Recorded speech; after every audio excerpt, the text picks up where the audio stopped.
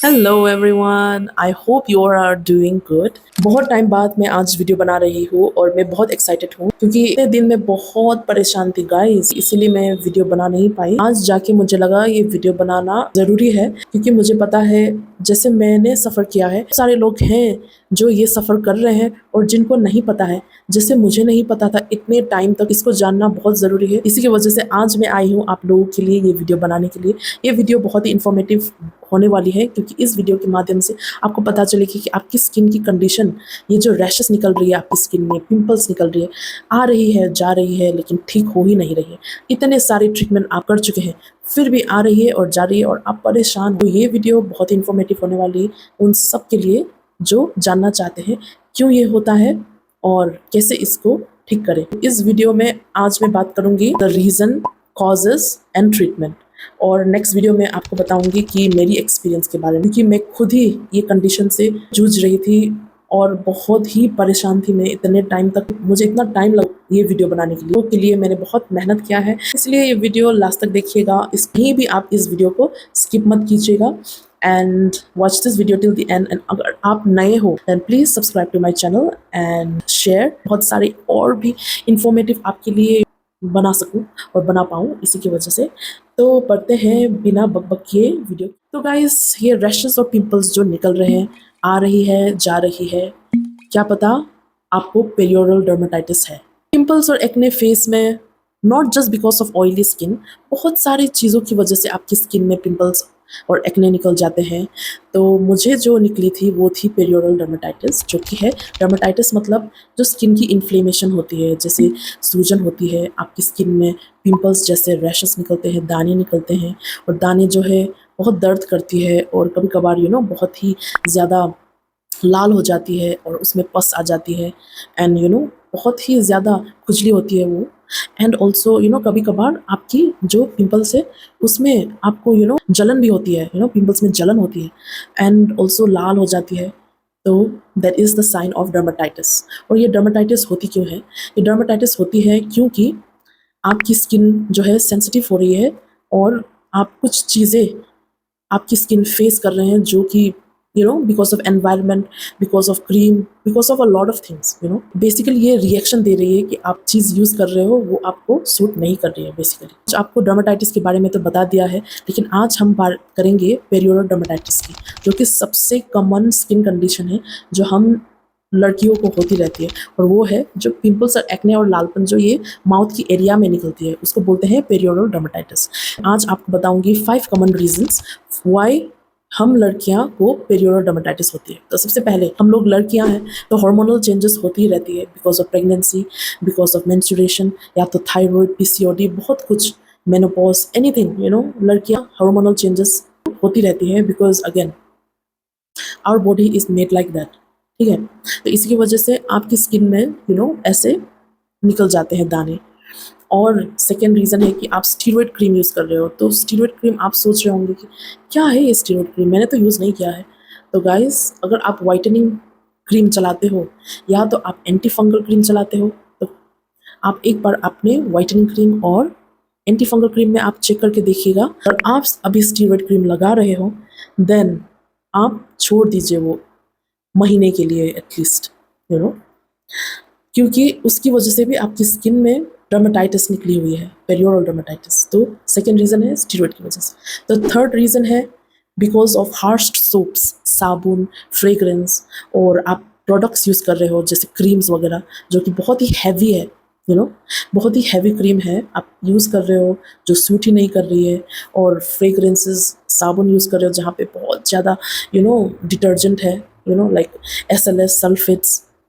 ये डिटर्जेंट ये ख़राब चीज़ नहीं है, बट यही है कि आपकी स्किन को सूट नहीं कर रही है ये इंग्रेडिएंट्स। अगर आप ये यूज़ करते हो जैसे साबुन, बॉडी सोप्स, या तो आप यूज़ कर रहे हो कुछ फेस वॉशेस और आपको सूट नहीं कर रही है आपकी स्किन को, तो आपको प्लीज़ अभी के लिए आप छोड़ दीजिए। ठीक है। फोर्थ रीज़न है बिकॉज ऑफ द एनवायरनमेंट। तो कभी कभार ये बहुत चीज़ों की वजह से होते हैं, जैसे कि अचानक आपकी वेदर कंडीशन, बहुत गर्मियाँ हो रखी है तो बहुत ही ठंडी हो रखी है, तो आप वेकेशन के लिए कहीं और गर्मी जगह में आप जा रहे हो तो आपकी पानी जो है बहुत हार्श है, जैसे है तो बहुत चीज़ों की वजह से, लाइक पोल्यूशन की वजह से, रीजंस बहुत है इसके, this are the common signs. तो इसी की वजह से भी हो सकता है। इसीलिए आप अपने वेदर के हिसाब से आप अपने स्किन केयर रूटीन को फॉलो कीजिए। इसीलिए डॉक्टर्स जो बताते हैं वेदर के हिसाब से आप स्किन केयर रूटीन फॉलो कीजिए, क्योंकि बहुत ही दिक्कत देती है। And heading back to number 5, which is the last, हम लोग बहुत ही करते हैं आजकल, वो है एक्टिव्स। हाँ गाइज, एक्टिव की वजह से भी आपकी स्किन में पेरियोडल डर्मेटाइटिस होने की चांसेस बहुत ज़्यादा बढ़ती है। क्योंकि मेरी खुद की इशू इसी की वजह से थी। It was because of actives, जैसे ट्रेटिनोइन आजकल बहुत ही ज़्यादा पॉपुलर है, और like even glycolic acid, salicylic acid. वैसे glycolic acid, tretinoin, salicylic acid, benzoyl peroxide, ये सब इंग्रेडिएंट्स ऑन इट्स ओन बहुत ही अच्छी इंग्रेडिएंट्स है, बहुत ही इफेक्टिव इंग्रेडिएंट्स है। लेकिन हम लोगों को सावधानी परखना बहुत ही अनिवार्य है। क्यों? क्योंकि जब हम एक्टिव्स यूज़ करते हैं तो एक्टिव्स यूज़ करने के बाद हम लोग को बहुत केयरफुल होनी पड़ती है। जैसे एक्टिव्स यूज़ कर रहे हो और एक्टिव स्किन को थोड़ी रेस्ट, थोड़ी रिलैक्स, थोड़ी रेस्ट देने के लिए बहुत ज़रूरी होती है। लेकिन हम क्या करते हैं इंडिया में, हम लोग को लगता है कि अगर ज़्यादा यूज़ करेंगे तो बहुत ही अच्छी है स्किन के लिए। अगर स्किन जल रही है और अगर स्किन लाल हो रही है तो हम लोगों को लगता है कि ये चीज़ काम कर रही है, पर ये नहीं है, बिल्कुल नहीं है।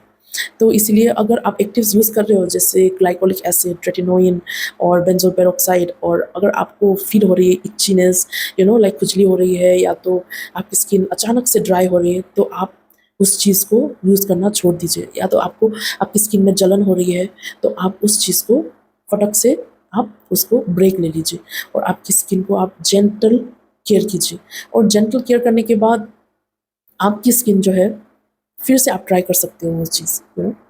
तो अगर आप रेस्ट नहीं करोगे तो आपको पेरियोडल डर्मेटाइटिस निकलेगी, क्योंकि आपकी स्किन जो है बहुत ही परेशान हो गई है। आप इतने सारे चीज़ एक्सपेरिमेंट करते हो अपनी स्किन में, बहुत सारे इन्फ्लुएंसर्स आजकल प्रमोशन करती है, फलाना ढिमकाना करती है ये, जैसे रेटिनॉल क्रीम आजकल मैंने देखा है बहुत सारे लोग रिकमेंड करते हैं। लेकिन एक चीज़ आपको जानना भी ज़रूरी है, जैसे हमारे 5 हाथ एक दूसरे से नहीं मिलती है, वैसे ही हमारी स्किन भी बहुत ही डिफरेंट है, और जो स्किन में रिएक्शन हो रही है वो भी बहुत ही डिफरेंट वे में करती है।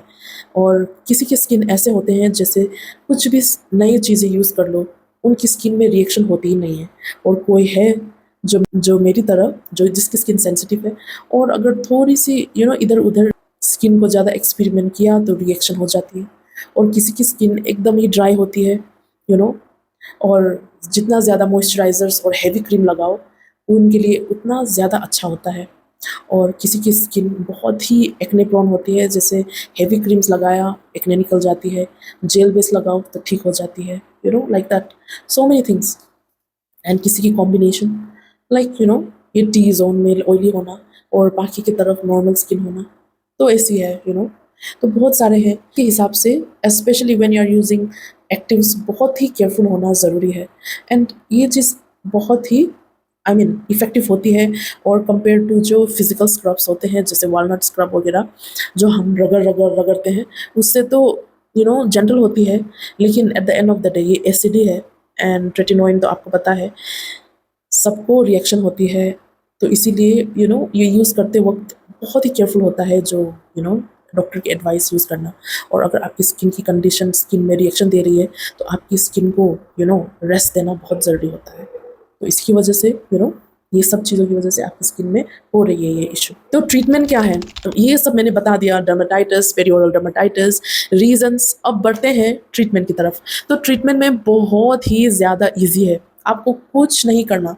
ट्रीटमेंट में बस जेंटल क्लेंजर, जैसे मैंने आपको बजट फ्रेंडली वाली जेंटल क्लेंजर की रिव्यू दी थी मेरे चैनल में, कॉस्मेटिक की, जो कि आपको यूज़ करनी है ऐसी क्लेंजर जहाँ पे सल्फेट्स नहीं है, sulphates free, paraben free, fragrance free. Fragrance तो आपको छोड़ना है, मतलब इस टाइम कुछ भी इंग्रेडिएंट्स हो जैसे एक्टिव्स, इवन नायासिनमाइड भी आप छोड़ दीजिए। I know niacinamide is very gentle, लेकिन बहुत यार इस टाइम जब आपकी स्किन आपको बोल रही है, बेसिकली गुस्सा दे रही है, लालपन जो हो रही है आपको, ये इन अ वे स्किन बोल रही है कि आप छोड़ दो, आप छोड़ दीजिए। अगर आप कुछ यूज़ कर रहे हो देन आप यूज़ करना छोड़ दीजिए, या बेसिकली बता रही है आपको कि रिएक्शन हो रही है तो आपको केयरफुल रहना है। तो इसी की वजह से नायासिनामाइड आप एलिमिनेट कर दीजिए, तो आप यूज़ कीजिए ऐसी क्लेंजर।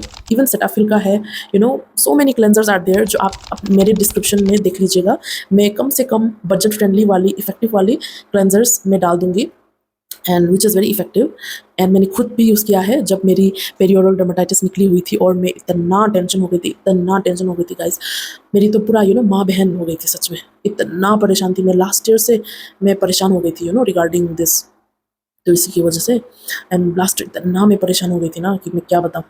सोचो, मैंने इतना सारा ट्रीटमेंट किया, मुझे पता था एक्ने के लिए बेंजोल पेरोक्साइड यूज़ करनी है, वो लगा रही थी, इची हो रही थी, खुजली हो रही थी, वो रिएक्शन कर गई थी। ग्लाइकोलिक एसिड यूज़ किया, फिर आ रही थी, फिर जा रही थी, मैं तो परेशानी हो रही थी मतलब। उसके बाद वो चलाना छोड़ दिया। देन ट्रेटिनोइन यूज़ कर रही थी। ट्रेटिनोइन से ये पिंपल्स, सबसे मूल जड़ तो यही थी, ट्रेटिनोइन ही थी सबसे, उसी की वजह से हुई थी। वो भी मैंने चलाना छोड़ दिया था, फिर भी निकल रही थी। एंड उसके बाद मैंने अपनी स्किन में ब्रेक ही नहीं दी थी। मेरी गलती क्या थी कि 1 महीने तक मुझे कुछ भी स्किन में लगाना नहीं था। लेकिन ये चीज़ जब मुझे पता चला ना, उसके बाद तो गाइज़ एक भी दाने नहीं आ रहे हैं, और ट्रीटमेंट इतनी सिंपल थी, मुझे पता ही नहीं था। जब मुझे पता चला मैंने यूज़ किया, और जब मैंने यूज़ किया तो इसीलिए मैं यहाँ पे आई हूँ आपको ये चीज़ शेयर करने के लिए। और उसके बाद तो गाइज़ ट्रीटमेंट में मैंने बताया था कि जेंटल फेस वॉश, जो कि sulphate free, detergent free, paraben free, fragrance free, and जो कि सोप ही नहीं है, सोप फ्री। तो जेंटल क्लेंजर नॉन फॉर्मिंग होती है, and non forming by the way.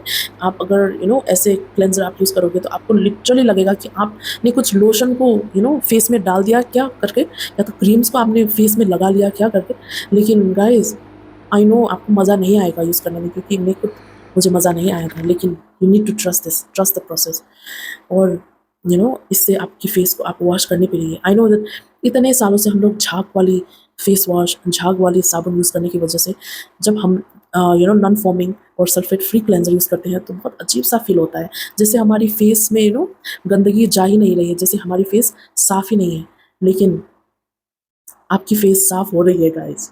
तो उसके बाद वो यूज़ करनी है। और सेकंड में आपको यूज़ करनी है एक जेल वाली मॉइस्चराइज़र। यहाँ पे सेरेमाइड्स है, या तो एनिसोल ट्रियो।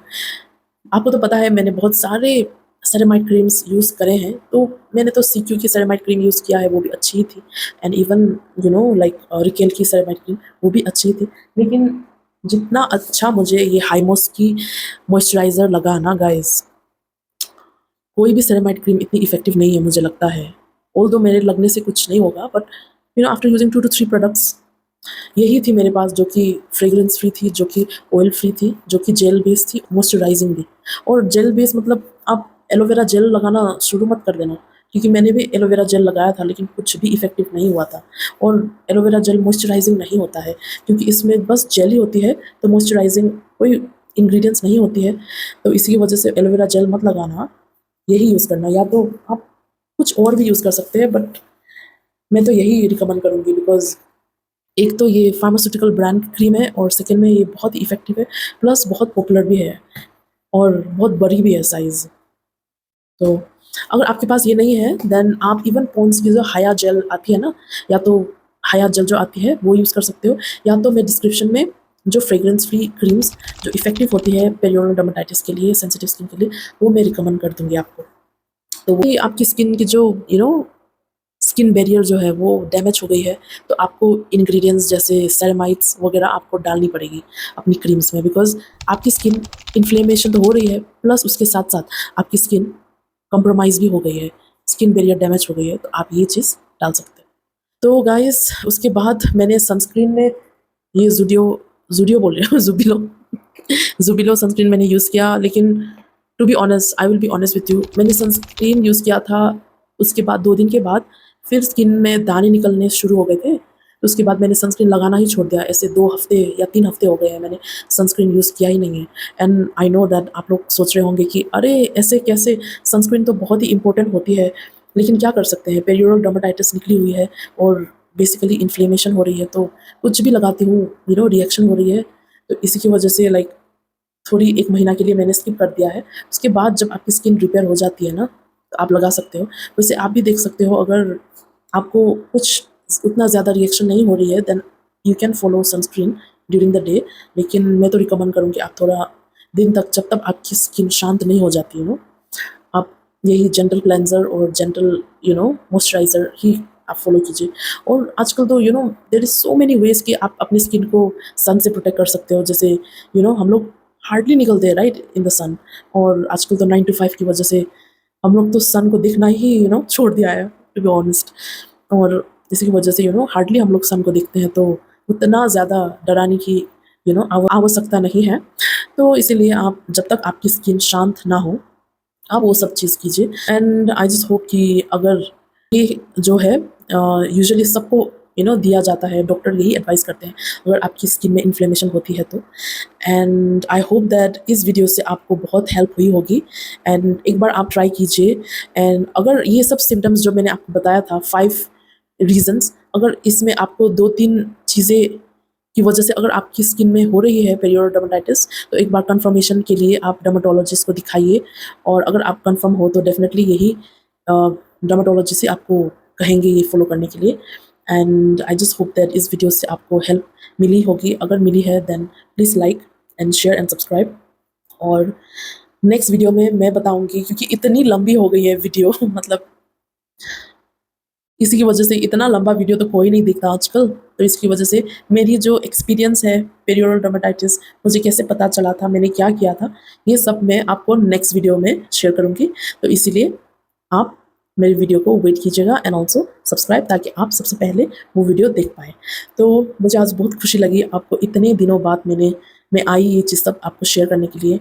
और आपने बहुत सारे विशेष टिप्पणियाँ और कमेंट सेक्शन में आपने बताई थी, और बहुत सारे प्रश्न भी आप पूछे थे कि एली ब्लिस की सनस्क्रीन की रिव्यू जो मैंने डाला था आपको बहुत पसंद था, और मैंने बोला था कि 1 मंथ के बाद कब देंगे आप ऑनेस्ट रिव्यू, तो वो डेफिनेटली नेक्स्ट वीडियो में आएगी।